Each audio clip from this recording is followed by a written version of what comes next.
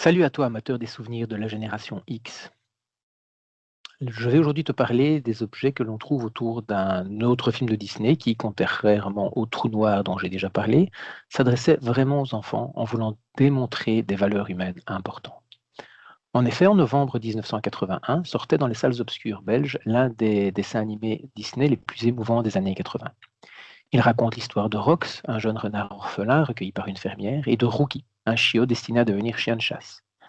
Malgré leurs différences, les deux animaux se lient d'une amitié sincère et jurent de rester amis pour toujours.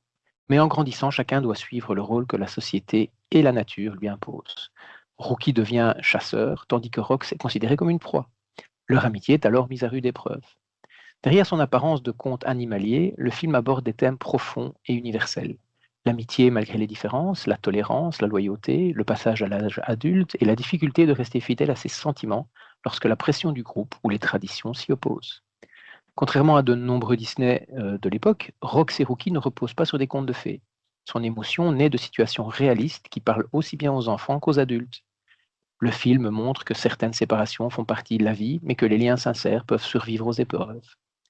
Considéré aujourd'hui comme l'un des Disney les plus touchants, il a marqué toute une génération par ses scènes poignantes et son message humaniste.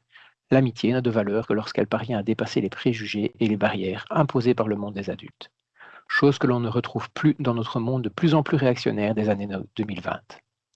Tu trouveras dans l'exposition divers objets qui ont trait à ce film. Le livre Panini, les posters du journal de Mickey, les figurines, le livre disque, le générique chanté par Dorothée, quelques bouquins pour enfants ou certaines revues qui en parlaient. Pour l'anecdote, la fin de ce film m'avait traumatisé et m'est toujours impossible à regarder sans verser une larme.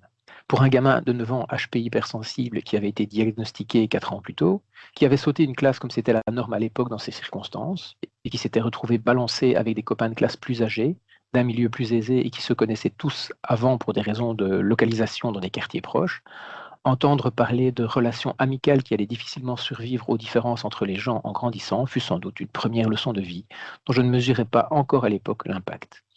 Mais c'est sans doute aussi pourquoi mes hobbies ont toujours tourné autour de ces périodes plus insouciantes de la vie. Allez, ciao.